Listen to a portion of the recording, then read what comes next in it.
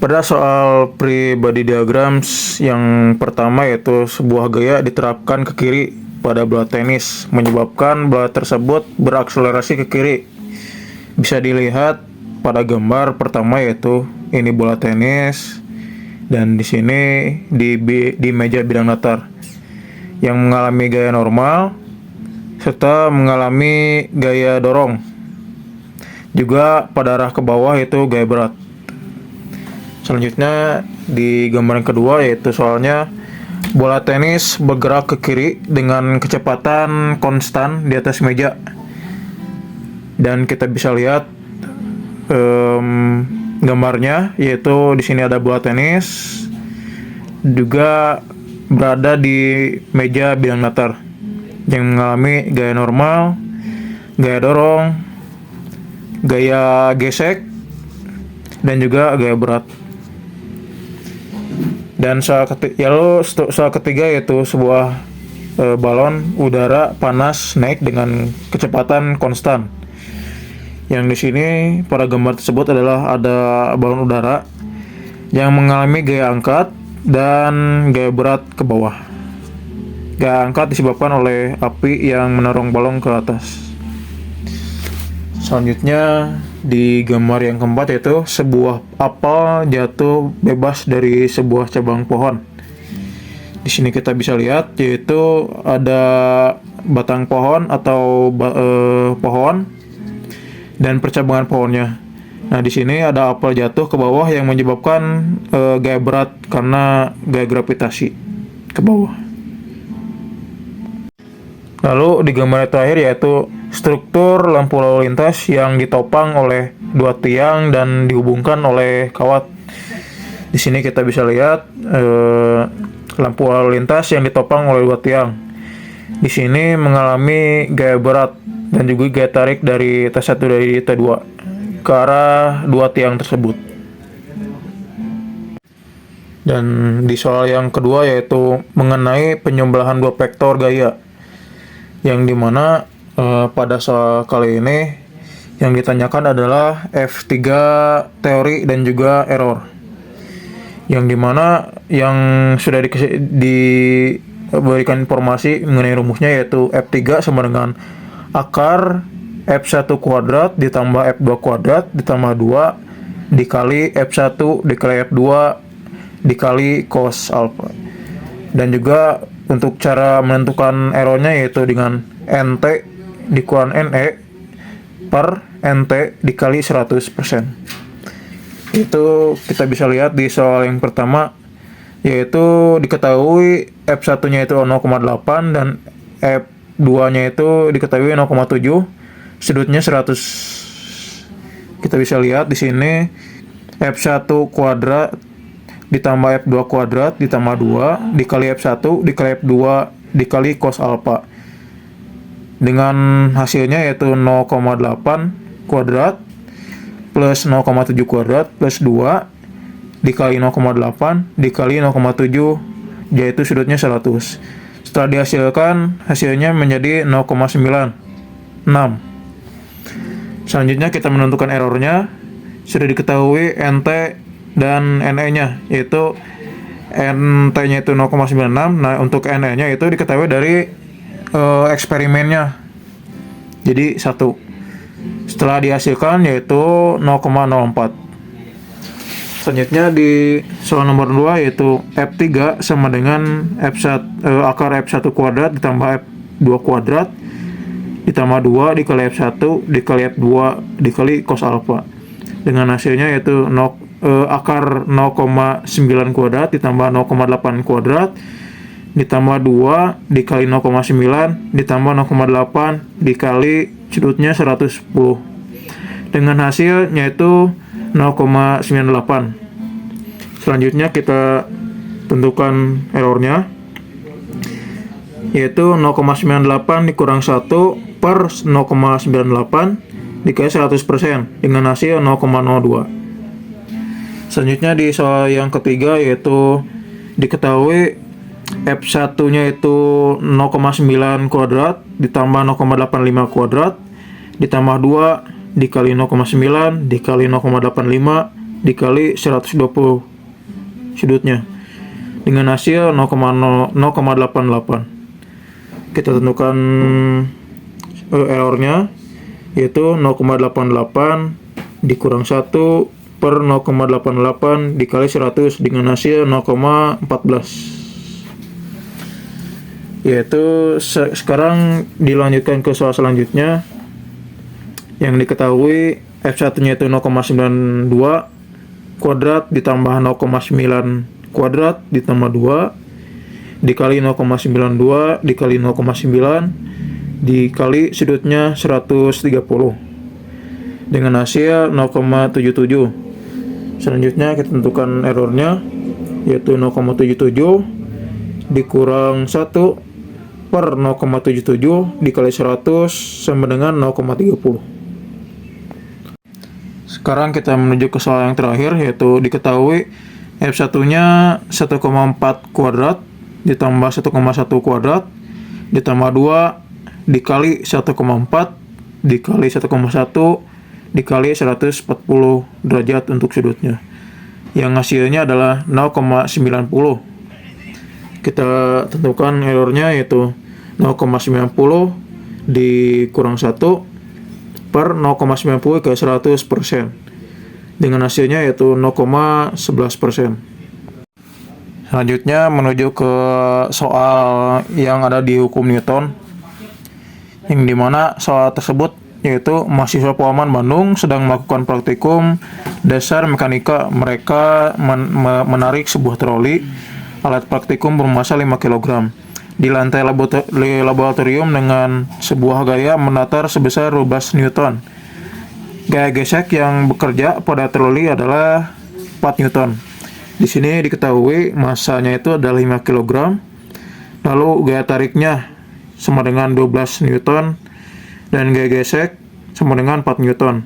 Di soal yang pertama yaitu hitung besar resultan gaya yang bekerja pada troli dengan rumus yaitu F tarik dikurang gaya gesek, yaitu gaya tarik dikurang gaya gesek, yang dimana gaya tarik diketahui sudah 12 dan gaya geseknya adalah 4.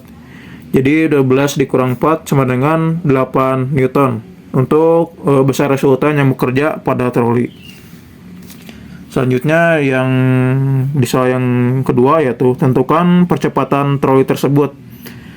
Nah, diketahui besar resultannya itu 8 dan beratnya itu sudah diketahui 5 kg. Di sini berarti untuk pengerjaannya yaitu 8 Newton dibagi 5 kg, yaitu dengan hasil 1,6 meter per second kuadrat.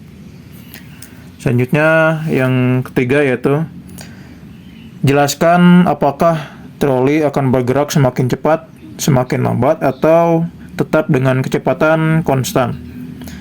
Dengan jawaban yaitu karena resultan gaya tidak sama dengan 0, maka troli mengalami percepatan. Jika resultan gaya ini konstan, maka percepatan juga akan konstan. Selanjutnya itu pada soal statika, yang dimana diketahui panjang baloknya yaitu 12.500 meter, posisi beban M1 nya yaitu 4T, beban M2 nya itu adalah 1,2 T, dengan gunakan 1 ton sama dengan 9,81 kN, yang dimana ditanyakan yaitu tentukan nilai F1 dan F2 nya. Sebelum kita menentukan F1 dan F2 nya, yaitu dengan menentukan M1 nya terlebih dahulu dengan cara yaitu 4T atau posisi bebannya dikali 9,81 kN, yaitu yang dimana 1 T nya itu adalah 9,81 kN, yang menghasilkan 39,24. Dan selanjutnya yaitu pada beban M2 nya 1,2 T dikali 9,81 kN sama dengan 11,772. Dan selanjutnya kita mencari F1 dan F2 nya, yang dimana sebelum itu F1 ditambah F2 sama dengan 39,24 ditambah 11,772 sama dengan 51,012 Newton. Selanjutnya kita mencari F2, yang dimana F2 12,5. 12,5 ini adalah dari 12.500 meter panjang balok, yaitu di sini sekarang kita mencari F2-nya terlebih dahulu, yaitu dengan F2 12,5. Ya, 12,5 ini didapatkan dari panjang baloknya yaitu 12.500 sama dengan 39,24. 4,5 ini diambil dari 8.000 ini dibagi 2, dan juga 11,772 ini yaitu 6,25 dari 12.500 yang ambil tengah-tengahnya, dengan hasilnya yaitu 176,58 ditambah 73,575, dengan hasilnya yaitu 250,155 dibagi dengan panjang baloknya yaitu 12,5 sama dengan 20,01 kN untuk F2-nya. Nah, sekarang kita mencari F1-nya dengan cara yaitu F1 sama dengan hasil dari M2-nya yaitu M1,012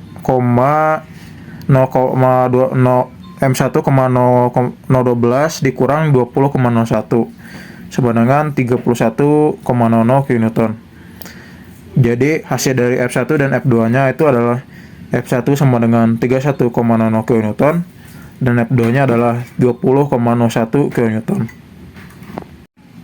Selanjutnya kita menuju soal konservasi energi mekanik, yang dimana pada saat tersebut diketahui M sama dengan 500 kg, ketinggiannya itu adalah 100, dengan menghasilkan energi potensialnya sama dengan M dikali G dikali H, yaitu 580 dikali 9,8 dikali 100, yang menghasilkan energi potensialnya yaitu 490.000 Joule.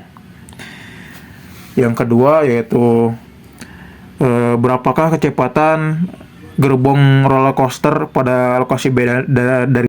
Selanjutnya menuju ke soal yang ke B, yaitu berapakah kecepatan gerbong roller coaster pada lokasi B dari C yang ditunjukkan pada desainnya, yang dimana lokasi B diketahui energi potensial sama dengan M kali G kali H, yaitu 500 dikali 9,8 dikali 10, dengan hasilnya yaitu 4.900. Yaitu selanjutnya kita menentukan energi kinetiknya, yang dimana sama dengan 4.900 dikurang 49.000, yang hasilnya yaitu 441.000. Kita lanjutkan lagi yaitu akar 2 kali 441.000 dibagi 500 per 500, yang hasilnya yaitu adalah 42 meter per second. Sedangkan untuk lokasi C yaitu energi potensial sama dengan 5 dikali G dikali H, yaitu 500 dikali 9,8 dikali 100, yang hasilnya juga sama 490.000, dengan energi kinetiknya sama dengan 490.000 dikurang 490.000 dengan hasil 0. 1/2 M kali V kuadrat sama dengan 0, dengan yaitu dengan V sama dengan akar 2 kali 0 sama dengan per 500, yaitu sama dengan 0 meter per second. Selanjutnya pada saat yang terakhir yaitu jelaskan hubungan antara kecepatan dan posisi pada lintasan sepanjang perjalanan, yaitu dengan jawaban apabila posisi lintasan semakin rendah maka kecepatannya semakin besar. Lalu semakin tinggi posisi lintasan, maka kecepatannya juga semakin kecil. Selanjutnya kita menuju ke soal titik berat, yang dimana ada sebuah gambar yang menunjukkan titik berat. Di sini kita akan mencari A1 dan A2-nya. Yang dimana A1 itu adalah P kali L 8 kali 3, yang dimana 8 itu diketahui dari ini, 8 dan 3-nya itu adalah di sini 3. Yaitu dengan hasil 24 cm kuadrat. Lalu A2-nya yaitu adalah 1/2 dikali kali T sama dengan 1/2 dikali 8 dikali 3 sama dengan 12 cm kuadrat. Kita menentukan X1-nya itu adalah 4 ini, dan Y satunya adalah 1,5. Diambil dari 3 ini, kita ambil tengah-tengahnya yaitu 1,5. Lalu X2 nya itu adalah 4 cm. Ini dan juga Y2 sama dengan 1 tambah 3, karena 1 ditambah 3 sama dengan 4 cm. Kita lanjut ke menentukan XO nya sama dengan A1 dikali A1, A1 X1 plus A2 kali 2 per A1 tambah A2 sama dengan 24,4 ditambah 12,4 per 24 ditambah 12, yang mana menghasilkan 96 ditambah 48 per 36 sama dengan 144 per 36, dengan hasil akhirnya yaitu adalah 4 cm. Selanjutnya kita menentukan YO nya sama dengan A1 X1 plus A2 Y2 per A1 plus A2 sama dengan 24 dikali 1,5 ditambah 12,4 per 24 tambah 12, dengan hasilnya yaitu 36 ditambah 48 per 36 sama dengan 84 per 36, dengan hasil 2,3 cm. Dengan hasil akhirnya yaitu adalah titik XO dan YO nya adalah 4,2,3 cm. Ini kita menuju soal pada gaya pada satelit. Di soal yang pertama yaitu mengapa satelit yang mengorbit bumi terjatuh ke permukaan bumi, padahal gaya gravitasi selalu menariknya ke pusat bumi. Yaitu jawabannya adalah dikarenakan gaya sentripeta yang dihasilkan oleh gravitasi bumi membuat satelit berubah arah sehingga satelit terus jatuh melingkar ke bumi, namun tidak mencapai permukaan. Selanjutnya di soal yang keduanya itu adalah jika besar gaya gravitasi pada satelit adalah 800 Newton, tentukan besar sentripetal yang bekerja pada satelit tersebut. Dengan jawabannya adalah besarnya yaitu adalah 800 Newton karena gaya gravitasinya 800 Newton, peran gravitasinya menjadi gaya sentripetal untuk satelit. Dan soal yang terakhir yaitu adalah apa yang akan terjadi pada gerak satelit jika gaya sentripetanya menjadi lebih kecil dari gaya gravitasi? Jelaskan secara singkat. Jadi jika gaya sentripetal menjadi lebih kecil dari gaya gravitasi, maka satelit akan bergerak ke lintasan yang lebih lengkung atau mendekati bumi. Dengan kata lain, satelit akan mulai menurun ke orbit yang lebih rendah atau kemungkinan jatuh ke bumi.